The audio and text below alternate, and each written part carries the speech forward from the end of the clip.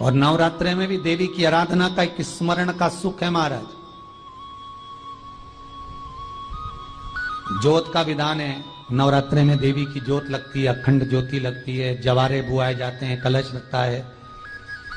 ज्योत का भी विधान है। जिसके यहां दिया अखंड जलाया जाता है, अगर वो दिए की लो, दिए की बाती अगर दक्षिण दिशा की होती है तो उसके घर में साल भर में एक घात जरूर होती है।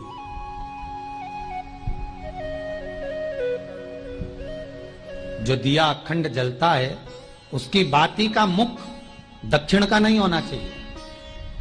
अगर आपने देवी भागवत का स्मरण कराओ, देवी भागवत को अगर सुना हो, तो देवी भागवत में स्पष्ट किया गया कि पूर्व की ओर मुख करा हुआ दिया, अर्थात पूर्व की ओर ज्योत जो जलाई जाती है वो संपदा की वृद्धि करती है। पश्चिम की ओर मुख कर कर जो ज्योत लगाई जाती है महाराज, वो वैभव को देती है। और उत्तर की ओर जो मुख कर कर ज्योत जलाई जाती है, उत्तर की ओर जो ज्योत का मुख रहता है वो आयु की वृद्धि करती है, घर में अकाल मौत को रोकती है।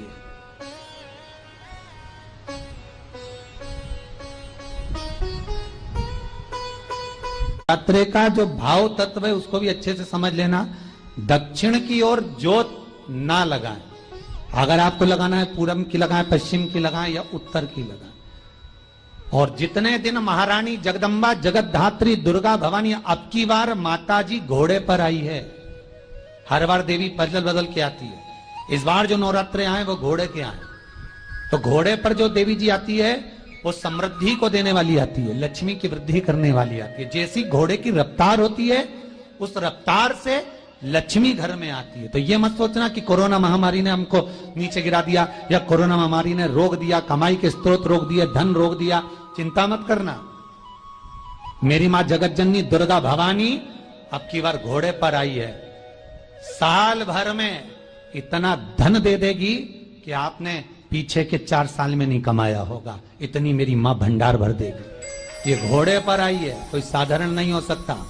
देवी भागवत में स्पष्ट किया गया, जब जगदम्बा मगर पर आती है उसका भाव अलग है, और जगदम्बा जब हाथी पर आती है उसका भाव अलग है, और जगदम्बा जब घोड़े पर आती है तो जगत को समृद्धिवान बना देती है, वैभव में कमी नहीं आती।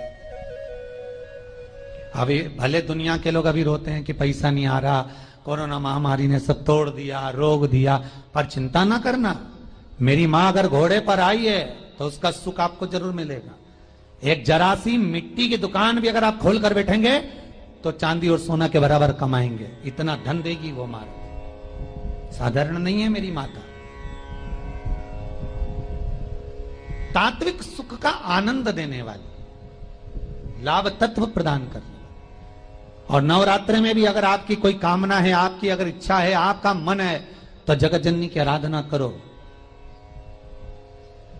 पति और पत्नी में अगर क्लेश है तो जगदम्बा के मंदिर में मक्खन चढ़ाओ, प्रेम बढ़ जाएगा। आपको लगता है कि पति कोई अन्य स्त्री से लगा हुआ है या परिवार टूट रहा है, तलाक तक पहुंच गया है, तो माता के मंदिर में आप ध्वजा लगवाइए, उस ध्वजा पर मक्खन लगाकर लगवाइए, आपको लाभ मिलेगा।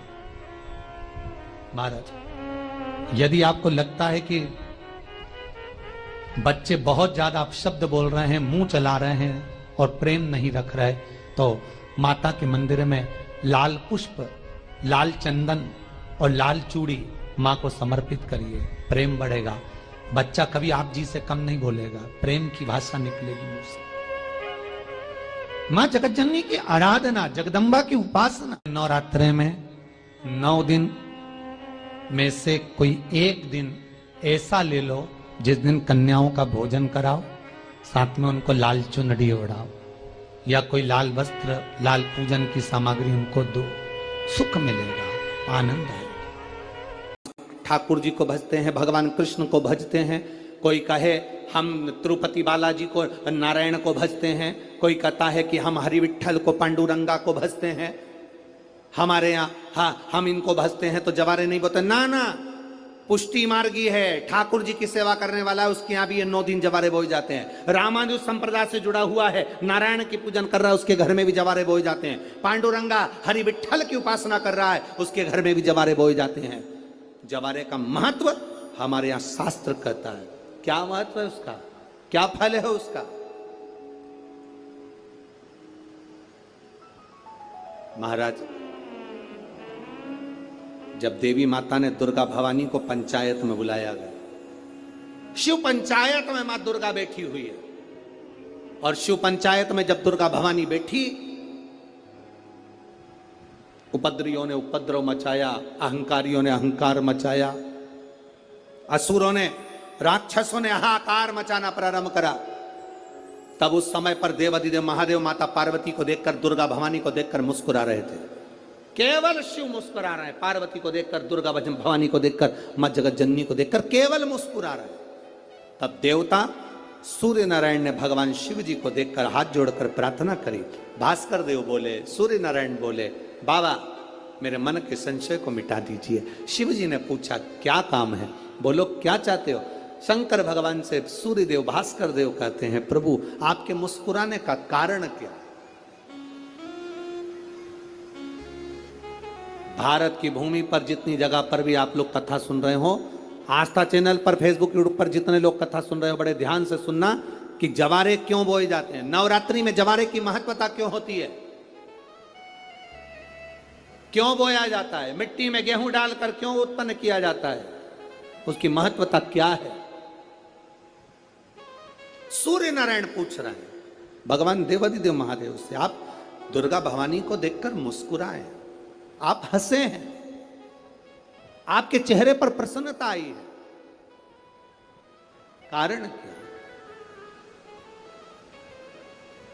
और महाराज देवाधिदेव महादेव ने कहा, यहां भगवान विष्णु,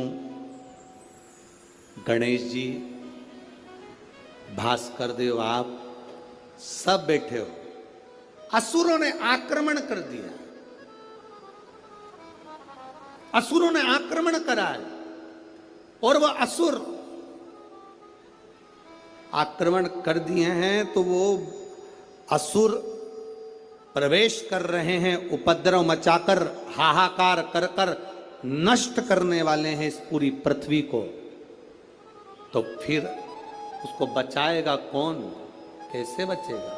शिव जी ने कहा चिंता मत करो।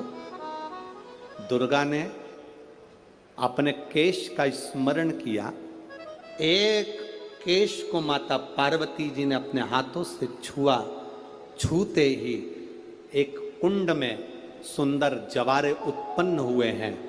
जब तक वो जवारे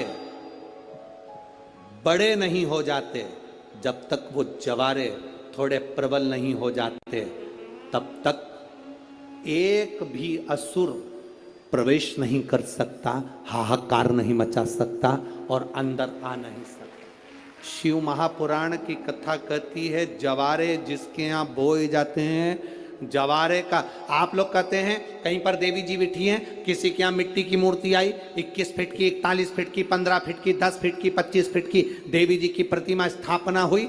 लोग कहते हैं हम देवी जी का दर्शन करने जा रहे हैं, दुर्गा जी का दर्शन करने जा रहे हैं। शिव महापुराण की कथा कहती है वो दुर्गा जी का दर्शन नहीं, देवी का दर्शन नहीं।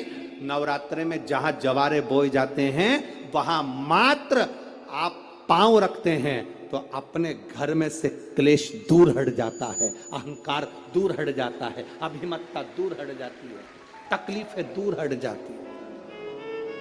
जिसके घर में जवारे बोए